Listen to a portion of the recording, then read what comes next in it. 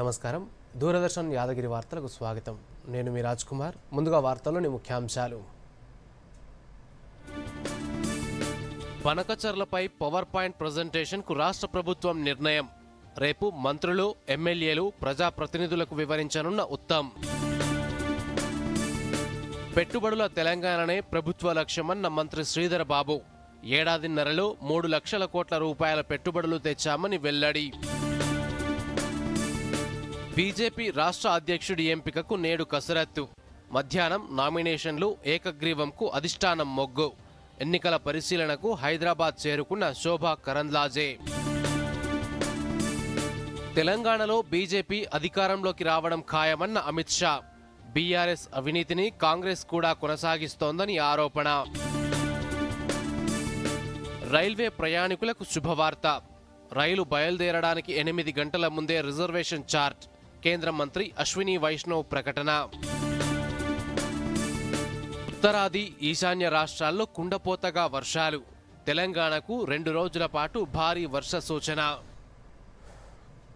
ఇక వార్తలను వివరాలను చూద్దాం ఆంధ్రప్రదేశ్ ప్రభుత్వం ప్రతిపాదించిన గోదావరి బనకచర్ల ప్రాజెక్టుపై పవర్ పాయింట్ ప్రెజెంటేషన్ ఇవ్వాలని రాష్ట్ర ప్రభుత్వం నిర్ణయించింది డాక్టర్ జ్యోతిరావు పూలే ప్రజాభవన్లో నిర్వహించనున్న ఈ పవర్ పాయింట్ ప్రెజెంటేషన్కు CM Revanth Reddy deputy CM Mallu Bhatti విక్రమార్కతో సహా రాష్ట్ర మంత్రివర్గం మొత్తం హాజరు కానుంది రాష్ట్ర ప్రజాప్రతినిధులందరికీ నిజానిజాలు తెలిపేలా ఈ పవర్ పాయింట్ ప్రెజెంటేషన్ను మంత్రి ఉత్తమ్ కుమార్ రెడ్డి ఆధ్వర్యంలో నిర్వహించేందుకు నిర్ణయం తీసుకున్నారు అందుకు అనుగుణంగా మంత్రి ఉత్తమ్ నీటిపారుదల రంగ అధికారులతో ప్రత్యేక సమీక్షలు నిర్వహించి ఈ ప్రాజెక్టు నిర్మించడం వల్ల రాష్ట్ర ప్రయోజనాలు ఏ రకంగా దెబ్బతింటాయో సమగ్రంగా వివరించేందుకు ఏర్పాట్లు చేస్తున్నారు రాష్ట్రం నుంచి ప్రాతినిధ్యం వహిస్తున్న రాజ్యసభ లోక్సభ సభ్యులు శాసనమండలి శాసనసభ్యులతో పాటు కార్పొరేషన్ చైర్మన్లు డైరెక్టర్లు వివిధ విభాగాలకు చెందిన కమిషన్ల చైర్మన్లు సభ్యులను కూడా ఆహ్వానించనున్నారు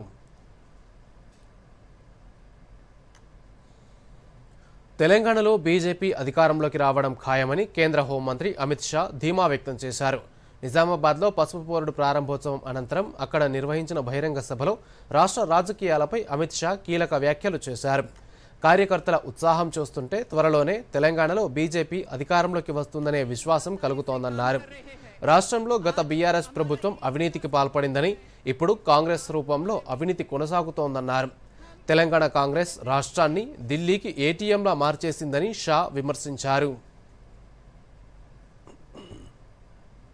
यहाँ टीआरएस की सरकार थी बड़ा करप्शन किया या नहीं किया भाई बताओ तो जरा धारानी कालेश्वरम टीएसपीएससी सिंगरेनी भर्तियां ईएएम सीईटी की परीक्षाएं ये सारा करप्शन किया था ना अब तेलंगाना की जनता रेवंत रेड्डी गारू को लाई टीआरएस को निकाला बीआरएस को निकाला और उनके भी भ्रष्टाचार ज्यादा करने वाले भ्रष्टाचार में उनके बाप जैसी कांग्रेस पार्टी आ गई तेलंगाना वहीं का वहीं रह गया भाइयों बहनों तेलंगाना के चहुमुखी विकास के लिए यहां कांग्रेस पार्टी की सरकार भी नहीं चलेगी टीआरएस की भी सरकार नहीं चलेगी केवल और केवल नरेंद्र मोदी जी के नेतृत्व में भारतीय जनता पार्टी की सरकार कर सकती है నక్సలైట్లు తక్షణమే హత్యాకాండ ఆపేసి లొంగిపోవాలని కేంద్ర హోంమంత్రి అమిత్ షా పిలుపునిచ్చారు పహల్గాంలో ఉగ్రదాడితో పాకిస్తాన్ భారత్ను భయపెట్టాలని చూసిందని ఆ తర్వాత భారత శక్తి ఏమిటో దాయాది దేశంతో పాటు ప్రపంచానికి తెలిసిందన్నారు ఉగ్రవాదాన్ని మాత్రమే కాదు దేశంలోని నక్సలిజం కూడా లేకుండా చేయాలన్నదే ప్రధాని మోదీ లక్ష్యమన్న అమిత్ షా అన్నారు వచ్చే ఏడాది కల్లా దేశంలో నక్సలిజం రూపుమాపుతామన్నారు నక్సలైట్లు తక్షణమే హత్యాకాండ ఆపేసి లొంగిపోవాలని త్వరగా జనజీవన స్రవంతిలోకి రావాలన్నారు ఇప్పటికే 10,000 మంది నక్సలైట్లు లొంగిపోయి ప్రభుత్వం ఇచ్చిన ఆర్థిక చేయూతతో ప్రశాంతమైన జీవితం గడుపుతున్నారని వెల్లడించారు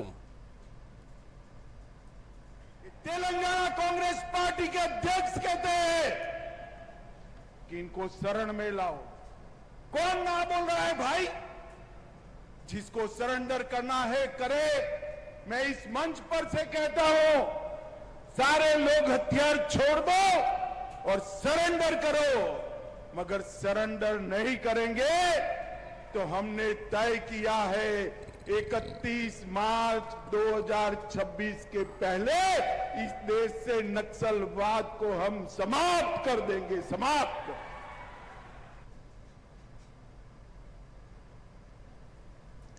తెలంగాణకు పసుపు బోర్డు కేటాయించినందుకు ప్రధానమంత్రి నరేంద్ర మోదీకి కేంద్ర హోంశాఖ మంత్రి అమిత్ షాకు కృతజ్ఞతలు తెలిపారు కేంద్ర మంత్రి కిషన్ రెడ్డి. దేశంలోని మరెన్నో రాష్ట్రాల్లో పసుపు ఉత్పత్తి అవుతున్నా రాష్ట్ర ప్రజలకు ఇచ్చిన మాటను నిలబెట్టుకునేందుకు నిజామాబాద్కు పసుపు బోర్డు కేటాయించారన్నారు. కేంద్ర ప్రభుత్వం రైతు పక్షపాత ప్రభుత్వమని, విద్యుత్ కోతలు లేకుండా నవభారతాన్ని ఆవిష్కరించిన ఘనత ప్రధాని మోదీకే దక్కుతుందన్నారు.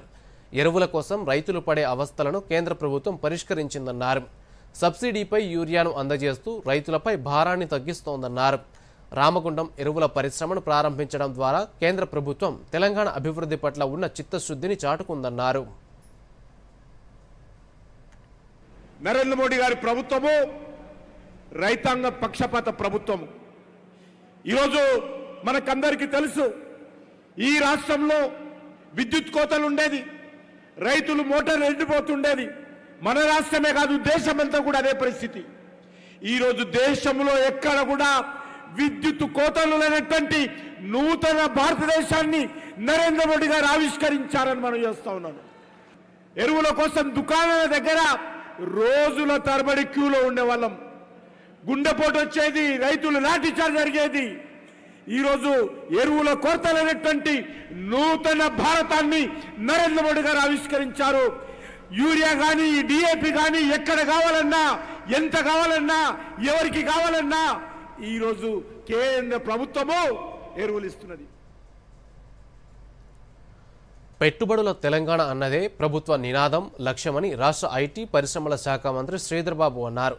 ఆ దిశగా ప్రణాళికాబద్ధంగా అడుగులు వేస్తున్నామని, తెలంగాణను ఇన్నోవేషన్ హబ్గా మార్చేందుకు చర్యలు తీసుకుంటున్నామని పేర్కొన్నారు.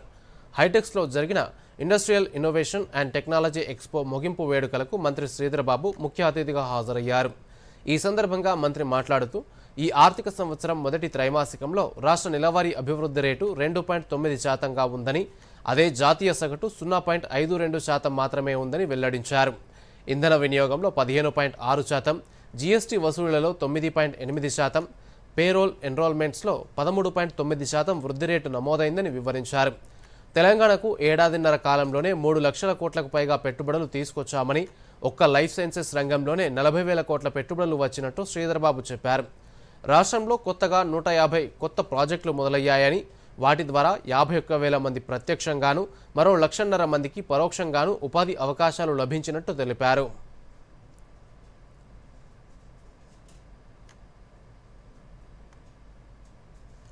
తెలంగాణ బీజేపీ రాష్ట్ర అధ్యక్షుడిని నేడు ఎంపిక చేయనున్నారు. ఎన్నిక కోసం ఇప్పటికే ఆ పార్టీ నోటిఫికేషన్ విడుదల చేసింది. అధ్యక్ష ఎంపికలో కీలకమైన నామినేషన్ల స్వీకరణ మధ్యాహ్నం 2 గంటల నుంచి సాయంత్రం 4 గంటల వరకు కొనసాగనుంది. రాష్ట్ర అధ్యక్ష పదవి ఎన్నికకు నియమితులైన ఎన్నికల రిటర్నింగ్ అధికారిని కేంద్ర మంత్రి శోభా కరంద్లాజే హైదరాబాద్ చేరుకున్నారు. జాతీయ ప్రధాన కార్యదర్శి సునీల్ బన్సల్ కూడా రానున్నారు. బీజేపీ రాష్ట్ర అధ్యక్షుడి పేరు ప్రకటించాక సంబరాలు ఘనంగా చేయాలని శ్రేణులను ఆదేశించారు. సమ్మెకు వెళ్లడం లేదని తెలంగాణ జూనియర్ వైద్యులు ప్రకటించారు. ప్రభుత్వం స్టైఫండ్ పెంచడంతో సమ్మె నిర్ణయాన్ని ఉపసంహరించుకున్నట్టు ప్రకటించారు. స్టైఫండ్ పెంచడంతో పాటు అన్ని వైద్య కళాశాలల్లో సదుపాయాలు మెరుగుపరుస్తామని ప్రభుత్వం హామీ ఇచ్చిందని జూడాలు తెలిపారు. ఇంటర్న్షిప్ స్టైఫండ్, పీజీ డాక్టర్లు, సీనియర్ రెసిడెంట్ల స్టైఫండ్స్ను 15% పెంచుతున్నట్టు ప్రభుత్వం ప్రకటించింది. ఇందుకు సంబంధించిన జీవో 90 విడుదల చేసింది. ఈ పెంపుతో ఇంటర్న్లకు నెలకు 29,792 రూపాయలు, పీజీ డాక్టర్లకు ఫస్ట్ ఇయర్లో 67,032 రూపాయలు, సెకండ్ ఇయర్లో 70,757 రూపాయలు, ఫైనల్ ఇయర్లో 74,782 రూపాయల చొప్పున stipend అందనుంది.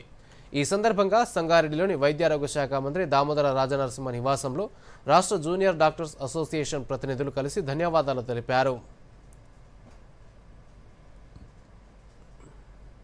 GO number 90, GO number 276 and BRO of 529 అనేది రిలీజ్ చేసింది. We are very thankful from Junior Doctors Association. We are all over the state. We are very thankful to the government and Honorable Health Minister. మా government హాస్పిటల్లో ఉన్న medicine కొరత కానీ అవన్నీ address చేస్తానికి కూడా సెంట్రల్ మెడికల్ స్టోర్స్ అనేది కూడా తెచ్చారని చెప్పారు. దాంతోపాటు ఇప్పుడున్న ఫ్యాకల్టీది ఏదైతే ఉందో 1600 పోస్టులు ఇమీడియట్ గా రిలీజ్ చేస్తానని చెప్పారు. దాంతోపాటు మాకు జరిగిన సంభాషణలో సార్ మేము ప్రధానంగా ట్రాన్స్పోర్టేషన్ ఇష్యూ ఏదైతే కాలేజెస్ లో ఒక దగ్గర కాలేజ్ ఉంది, ఒక దగ్గర హాస్పిటల్ ఉంది, ఒక దగ్గర హాస్టల్ ఉంది, దానికి కావాల్సిన ట్రాన్స్పోర్టేషన్ ఫెసిలిటీ కూడా సార్ హామీ ఇచ్చారు.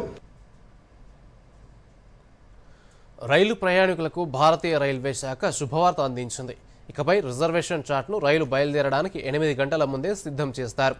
దీనివల్ల ప్రయాణికులు తమ టికెట్ స్టేటస్ను ముందుగానే చూసుకునేందుకు వీలు కలుగుతుంది.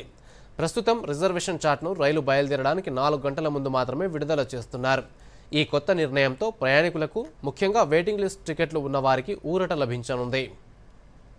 టికెట్ బుకింగ్ వ్యవస్థలో చేపడుతున్న సంస్కరణల పురోగతిని కేంద్ర రైల్వే మంత్రి అశ్విని వైష్ణవ్ సమీక్షించారు. టికెటింగ్ ప్రక్రియ మొత్తం స్మార్ట్గా, పారదర్శకంగా ఉండాలని, ప్రయాణికుల సౌకర్యానికే పెద్దపీట వేయాలని అధికారులకు సూచించారు. ఈ సమీక్ష అనంతరం రిజర్వేషన్ చార్ట్ తయారీ సమయాన్ని మార్చాలని నిర్ణయం తీసుకున్నారు. ఈ మార్పును ఎలాంటి అంతరాయాలు లేకుండా దశల వారీగా అమలు చేయనున్నారు. టికెట్ కన్ఫర్మ్ కాకపోతే ప్రత్యామ్నాయ ప్రయాణ ఏర్పాట్లు చేసుకోవడానికి వారికి తగినంత సమయం దొరుకుతుంది. దీంతో పాటు భారతీయ రైల్వే తన ప్యాసింజర్ రిజర్వేషన్ సిస్టమ్ను భారీగా అప్గ్రేడ్ చేసే పనిలో ఉంది. Centre for railway information systems అభివృద్ధి చేస్తున్న ఈ కొత్త వ్యవస్థ ప్రస్తుత వ్యవస్థ కంటే 10 రెట్లు అధిక లోడ్ను నిర్వహించగలదు. ఈ కొత్త వ్యవస్థ డిసెంబర్ నాటికి అందుబాటులోకి రానుంది.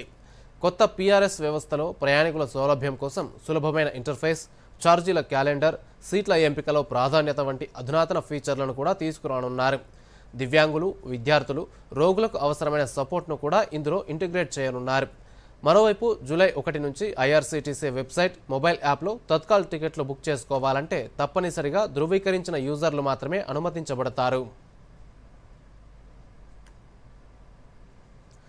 ప్రత్యేక తెలంగాణ పోరాటంలో ముందుండి పోరాడిన ఇందూరు రైతులు పసుపు బోర్డు కోసం కూడా అలుపెరగని పోరాటం చేశారని, వారి పోరాట ఫలితంగానే నిజామాబాద్కు కేంద్ర ప్రభుత్వం పసుపు బోర్డు కేటాయించిందని రాష్ట్ర వ్యవసాయ శాఖ మంత్రి తుమ్మల నాగేశ్వరరావు అన్నారు.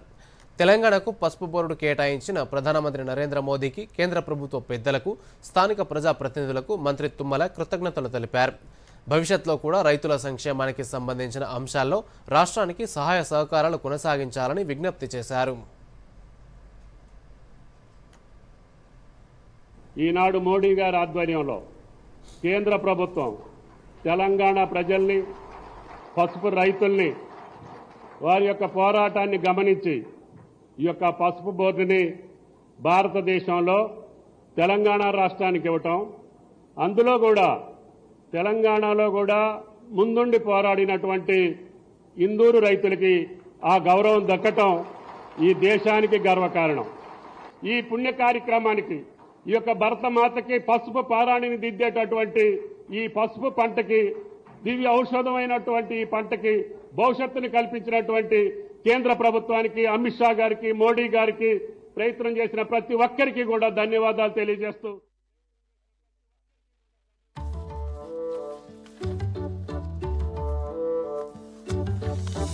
ఆగు, ఏంటిది? అసలైన నోట్ బ్రో, ఇది చిరిగింది. ఇదిగో చిరిగిన లేదా పాతబడిన నోట్లని బ్యాంక్ బ్రాంచ్ లో ఎక్స్చేంజ్ చేసుకోవచ్చు. వావ్, కొత్త నోట్ ఇస్తారా? అవును, వాటితో నువ్వు మాకు పిజ్జా పార్టీ చేస్తావు. RBI అంటుంది, స్మార్ట్ అవ్వండి, కూల్ గా ఉండండి. వార్తలకు పునఃస్వాగతం. ఆంధ్రప్రదేశ్లో కలిపిన 4 గ్రామ పంచాయతీలను తెలంగాణలో విలీనం చేయాలని కేంద్ర మంత్రి అమిత్ షాను రాష్ట్ర మంత్రి తుమ్మల నాగేశ్వరరావు కోరారు. విలీన గ్రామాల సమస్యలను వివరించి లేఖ అందజేశారు. ఏపీ పునర్విభజన చట్టం 2014లో భాగంగా ఆంధ్రప్రదేశ్లో కలిసిన భద్రాచలం చుట్టుపక్కల గ్రామాలైన యాటపాక, కన్నాయగూడెం, పిచ్చుకలపాడు, పురుషోత్తపట్నంలను తిరిగి తెలంగాణలో విలీనం చేయాలని విన్నవించారు. భద్రాచలం పట్టణం తెలంగాణలో కొనసాగుతుండగా 4 గ్రామ పంచాయతీలు విభజనలో భాగంగా ఏపీలో కలిపారని, వీటితో అనేక పరిపాలన, అభివృద్ధి ఇబ్బందులు, సమస్యలు వస్తున్నాయని అమిత్ షాకు వివరించారు. భద్రాచలంలోని విద్యాసంస్థల్లో చదివే గిరిజన విద్యార్థులకు రాకపోకల్లో 2 రాష్ట్రాల చెక్పోస్టులతో గిరిజనులు, వాణిజ్య వాహనాలకు ఇబ్బందులు కలుగుతున్నాయని పేర్కొన్నారు. LWE ప్రభావిత ప్రాంతం కావడంతో శాంతి భద్రతల సమస్యలు కూడా ఏర్పడుతున్నాయని, దేవస్థానం భూములు ఏపీ పరిధిలో ఉన్నాయని అన్నారు. ఈ సమస్యలను పరిష్కరించేందుకు ఆ గ్రామ పంచాయతీలను తిరిగి తెలంగాణలో కలపడం అత్యవసరమని మంత్రి లేఖలో ప్రస్తావించారు.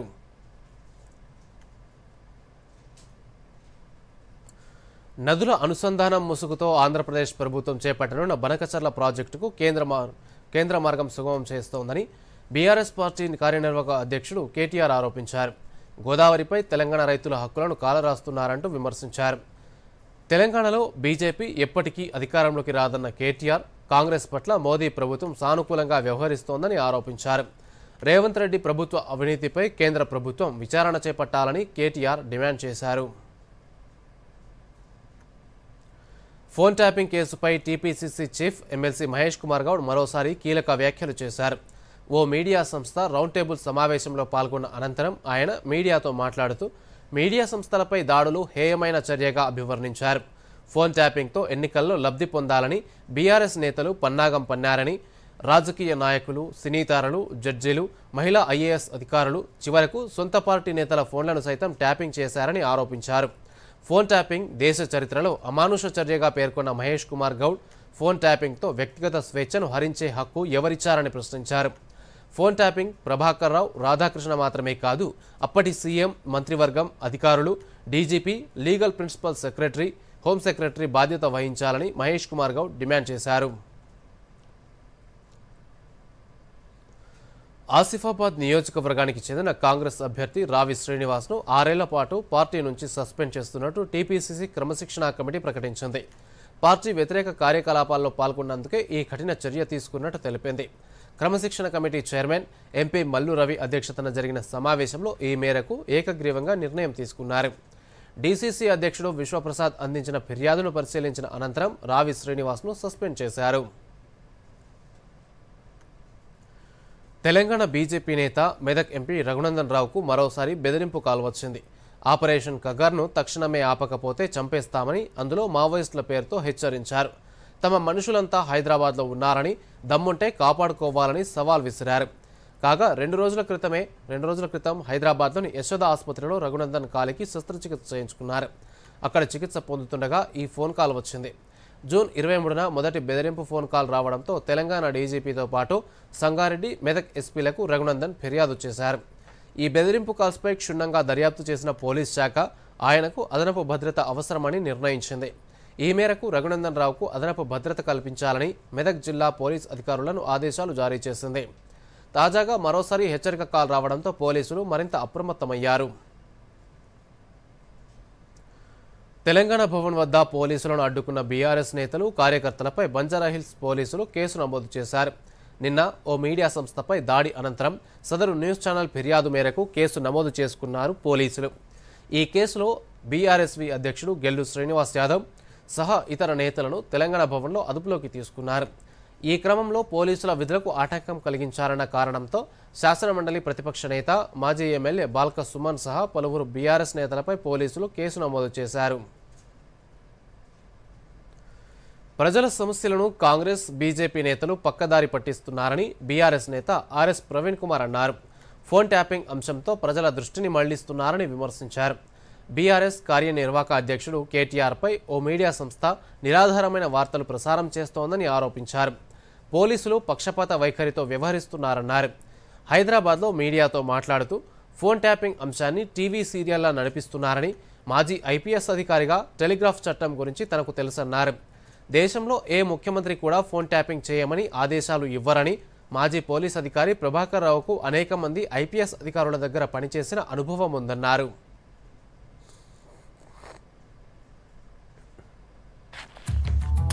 ముద్దు కొత్త కర్గల చికెన్ అవకాశమా? వావ్, నాన్నకి సర్ప్రైజ్ ఇస్తాను. కొన్ని డీటెయిల్స్ కదా నింపాల్సింది. ఆగు మొద్దు. ఏంటి? ఇలాంటి పాపప్స్ పట్ల అప్రమత్తంగా ఉండాలి. స్కామర్స్ పర్సనల్ డీటెయిల్స్ తో మోసం చేయవచ్చు. ఓ, నీకు అర్థమైంది కదా, రిలాక్స్. కానీ కార్గిల చికెన్ ఉంటే నాన్న హోంవర్క్ చేయమని వారు కాదు. ఆర్బీఐ అంటుంది స్మార్ట్ అవ్వండి, కూల్ గా ఉండండి. వార్తలకు పునఃస్వాగతం. ఎయిర్ ఇండియా విమాన ప్రమాదం కేసులో కుట్రకోణంపై కూడా దృష్టి పెట్టినట్టు పౌర విమానయాన శాఖ సహాయ మంత్రి మురళీధర్ మెహుల్ వెల్లడించారు. Air craft accident investigation bureau ఈ కేసు దర్యాప్తు చేస్తోందని చెప్పారు. పూణేలో జరుగుతున్న ఓ కాన్క్లేవ్లో ఆయన మాట్లాడుతూ ఘటనా స్థలం నుంచి రికవరీ చేసిన బ్లాక్ బాక్స్ ప్రస్తుతం ఏఏఐబి ఆధీనంలో ఉందని, విశ్లేషణ కోసం దానిని విదేశాలకు పంపబోమన్నారు. అన్ని కోణాల్లో దర్యాప్తు జరుపుతున్నామని, దుర్ఘటన వెనుక ఏదైనా కుట్ర ఉందా అనే కోణంలో కూడా విచారణ జరుపుతున్నారన్నారు. ఇందుకోసం అన్ని రకాల ఏజెన్సీలు పనిచేస్తున్నాయని చెప్పారు. ఒకేసారి 2 ఇంజన్లు ఫెయిల్ కావడం గతంలో ఎప్పుడూ జరగలేదని, దర్యాప్తు నివేదిక వస్తే కానీ కారణమేంటో తెలియదన్నారు. బ్లాక్ బాక్స్లో రికార్డైన విషయాలపై 3 నెలల్లో నివేదిక వచ్చే అవకాశం ఉందన్నారు. అహ్మదాబాద్ ప్రమాదం తర్వాత బోయింగ్ డ్రీమ్ లైనర్ విమానాలను డీజీసీఏ ఆదేశాల మేరకు క్షుణ్ణంగా తనిఖీ చేశారన్నారు. 419 సాంకేతిక సిబ్బంది ఖాళీల భర్తీపై కూడా డీజీసీఏ పనిచేస్తోందని చెప్పారు.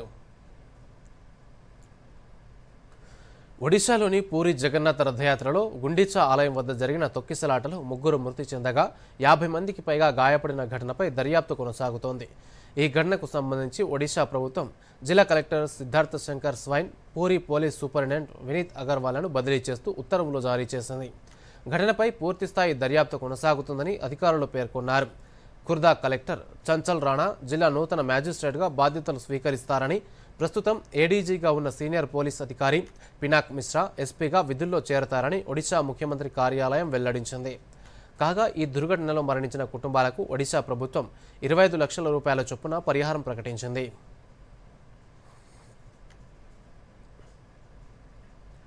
అమాయకులే లక్ష్యంగా సైబర్ కేటుగాళ్లు రెచ్చిపోతున్నారు. బ్యాంకు ఖాతాలను ఖాళీ చేసేందుకు కొత్త పన్నాగాలు రచిస్తున్నారు. తాజాగా దేశంలో విద్యార్థులందరికీ కేంద్ర ప్రభుత్వం ఉచితంగా ల్యాప్టాప్లను అందిస్తున్నట్టు పేర్కొంటూ వాట్సాప్లో సైబర్ నేరగాళ్లు మెసేజ్లు పంపడంపై కేంద్రం అప్రమత్తమైంది. ప్రభుత్వం ఎలాంటి ఉచిత ల్యాప్టాప్లు ఇవ్వడం లేదని స్పష్టం చేస్తూ పీఐబీ ఫ్యాక్ట్ చెక్ విభాగం ఎక్స్ వేదికగా స్పష్టతనిచ్చింది. సైబర్ కేటుగాళ్లు పంపిన మెసేజ్ పట్ల ప్రజలు అప్రమత్తంగా ఉండాలని కేంద్రం కోరింది. ఈ సందేశం నకిలీదని, పూర్తిగా మోసపూరితమైందని ప్రకటించింది. ఇలాంటి అనుమానాస్పద లింక్లపై క్లిక్ చేయొద్దని కోరింది. ఎప్పుడైనా అధికారిక వర్గాల ద్వారా సమాచారాన్ని వెరిఫై చేసుకోవాలని కేంద్రం సూచించింది.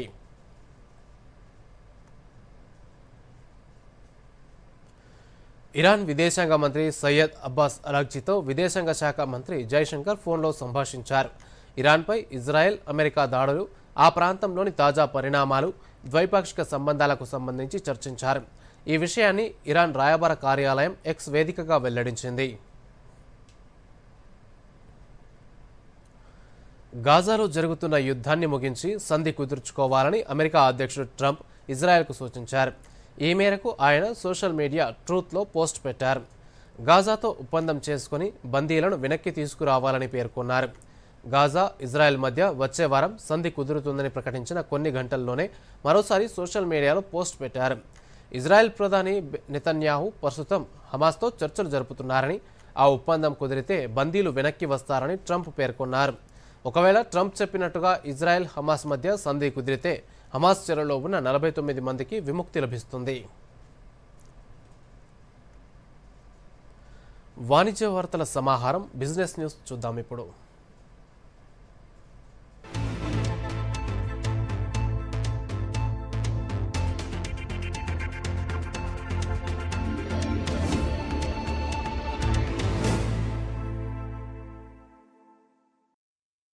ఈ నెలలో ఇప్పటి వరకు 6 చైనా ఉత్పత్తులపై కేంద్రం యాంటీ డంపింగ్ సుంకం విధించింది. పీఈడీఏ, ఎస్టోనైట్రైల్, విటమిన్ ఏ పామిటేట్, డెకోర్ పేపర్ మొదలైనవి వీటిలో ఉన్నాయి. పరిశ్రమలో ఉపయోగించే ఈ ముడి సరుకులపై 5 ఏళ్ల పాటు సుంకాలు ఉంటాయని వేర్వేరు నోటిఫికేషన్లలో కేంద్రీయ పరోక్ష పన్నులు కస్టమ్స్ బోర్డు తెలిపింది. వాణిజ్య శాఖలో భాగమైన directorate general of trade remedies సిఫార్సుల మేరకు ఈ నిర్ణయం తీసుకున్నట్లు వివరించింది. బంగ్లాదేశ్ జూట్ ఉత్పత్తులు, ఓవెన్ ఫ్యాబ్రిక్స్ దిగుమతులపై భారత్ శుక్రవారం నిషేధం విధించింది. రోడ్డు మార్గంలో మన దేశంలోకి వస్తున్న కొన్నింటిపై నిషేధం విధించిన కేంద్రం మహారాష్ట్రలోని నహావా, షెవా పోర్టు నుంచి మాత్రం దిగుమతులను అనుమతించనున్నట్లు directorate general of foreign trade వెల్లడించింది. నేపాల్, భూటాన్ మీదుగా వచ్చే బంగ్లాదేశ్ ఎగుమతులను కూడా అనుమతించబోమని స్పష్టం చేసింది. జేఎస్డబ్ల్యూ తాజాగా డచ్ పెయింట్ల దేశీ దిగ్గజం అక్సో నోబెల్ ఇండియాను సొంతం చేసుకోనుంది. Sajjan Jindal group company JSW paints ఇందుకు డ్యూలక్స్ బ్రాండ్ మాతృ సంస్థ అక్సో నోబెల్ ఎన్వీతో ఒప్పందం కుదుర్చుకుంది. తద్వారా అక్సో నోబెల్ ఇండియాలో 74.76% వాటా కొనుగోలు చేయనుంది. డీల్ విలువ 8,986 కోట్లు కాగా, అక్సో నోబెల్ దేశీయంగా లిస్టెడ్ కంపెనీ కావడంతో సాధారణ వాటాదారుల నుంచి మరో 25% వాటా కొనుగోలుకి ఓపెన్ ఆఫర్ ప్రకటించనుంది. 12,915 కోట్లకు చేజిక్కించుకోనుంది. వారెన్ బఫెట్ కీలక నిర్ణయం తీసుకున్నారు.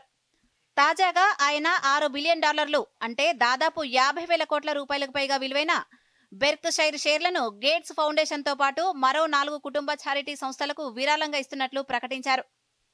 విరాళాలను ప్రకటించడానికి ముందు బిలియనీర్ బఫెట్ నికర విలువ శుక్రవారం $152 బిలియన్ ఉన్నట్లు ఫోర్బ్స్ నివేదించింది.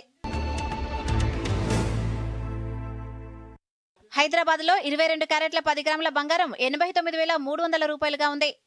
ఇక 24 క్యారెట్ల 10 గ్రాముల బంగారం ధర 97,420 రూపాయలుగా ఉంది. ఇక దేశ రాజధాని ఢిల్లీలో 22 క్యారెట్ల 10 గ్రాముల బంగారం ధర 89,450 రూపాయలుగా ఉండగా 24 క్యారెట్ల 10 గ్రాముల గోల్డ్ ధర 97,570 రూపాయలుగా ఉంది. ఇక హైదరాబాద్ లో కిలో వెండి ధర 99,900 రూపాయలుగా ఉంది. డాలర్తో పోలిస్తే రూపాయి మారకం విలువ 85.455, యూరోతో పోలిస్తే రూపాయి మారకం విలువ 100.153, పౌండ్తో పోలిస్తే రూపాయి మారకం విలువ 117.249. దేశీయ స్టాక్ మార్కెట్లు శుక్రవారం లాభాలతో ముగిశాయి. అంతర్జాతీయ మార్కెట్ల నుంచి సానుకూల సంకేతాలు, విదేశీ కొనుగోలు కొనసాగుతాయన్న అంచనాలతో సూచీల్లో లాభాల జోరు కొనసాగింది. ఐసిఐసిఐ బ్యాంక్, రిలయన్స్ షేర్లలో కొనుగోలు సూచీలను ముందుకు నడిపించాయి. సెన్సెక్స్ మళ్లీ 84,000 మార్కు దాటింది. సెన్సెక్స్ 303 పాయింట్ల లాభంతో 84,058.90 వద్ద స్థిరపడింది. నిఫ్టీ 88.80 పాయింట్ల లాభంతో 25,637.80 వద్ద ముగిసింది.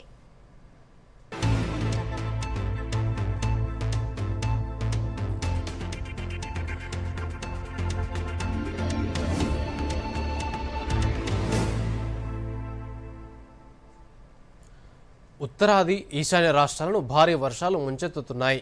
ఉత్తరాఖండ్లోని ఉత్తరకాశీ జిల్లాలో కుంభవృష్టి కారణంగా యమునోత్రి జాతీయ రహదారిలోని సిలాయ్ బైన్లో ఆదివారం కొండచర్యలు విరిగిపడ్డాయి.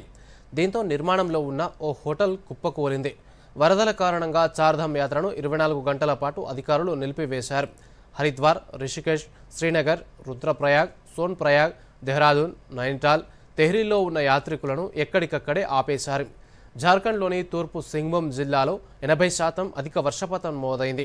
పలుచోట్ల కొండచర్యలు విరిగిపడి రాకపోకలకు తీవ్ర అంతరాయం ఏర్పడింది. బంగాళాఖాతంలో అల్పపీడనం కారణంగా రాబోయే వారం రోజులు పలు రాష్ట్రాల్లో భారీ నుంచి అతి భారీ వర్షాలు కురుస్తాయని భారత వాతావరణ విభాగం హెచ్చరించింది. ఈ మేరకు ఐఎండీ రెడ్ అలర్ట్ జారీ చేసింది. చండీగఢ్లో ఒక్కరోజే 119.5 మిల్లీమీటర్ల వర్షపాతం నమోదైనట్టు వెల్లడించింది.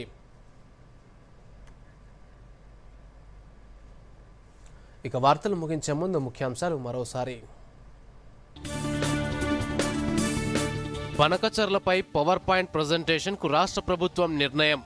రేపు మంత్రులు, ఎమ్మెల్యేలు, ప్రజాప్రతినిధులకు వివరించనున్న ఉత్తమ్. పెట్టుబడుల తెలంగాణనే ప్రభుత్వ లక్ష్యమన్న మంత్రి శ్రీధర్ బాబు. ఏడాదిన్నరలో 3 లక్షల కోట్ల రూపాయల పెట్టుబడులు తెచ్చామని వెల్లడి. బీజేపీ రాష్ట్ర అధ్యక్షుడి ఎంపికకు నేడు కసరత్తు. మధ్యాహ్నం నామినేషన్లు, ఏకగ్రీవంకు అధిష్టానం మొగ్గు. ఎన్నికల పరిశీలనకు హైదరాబాద్ చేరుకున్న శోభా కరంద్లాజే. తెలంగాణలో బీజేపీ అధికారంలోకి రావడం ఖాయమన్న అమిత్ షా. బీఆర్ఎస్ అవినీతిని కాంగ్రెస్ కూడా కొనసాగిస్తోందని ఆరోపణ. రైల్వే ప్రయాణికులకు శుభవార్త. రైలు బయలుదేరడానికి 8 గంటల ముందే రిజర్వేషన్ ఛార్జ్. కేంద్ర మంత్రి అశ్విని వైష్ణవ్ ప్రకటన. ఉత్తరాది ఈశాన్య రాష్ట్రాల్లో కుండపోతగా వర్షాలు. తెలంగాణకు 2 రోజుల పాటు భారీ వర్ష సూచన. దూరదర్శన్ యాదగిరి వార్తలను ఇప్పుడు సోషల్ మీడియాలో కూడా చూడొచ్చు. యూట్యూబ్ అయితే డిడి న్యూస్ తెలంగాణ, ఎక్స్ వేదికగా అయితే DD news Telangana @DD Yadagiri news, Facebook అయితే డిడి న్యూస్ తెలంగాణలో చూసి సబ్స్క్రైబ్ చేసి లైక్ చేయండి, షేర్ చేయండి.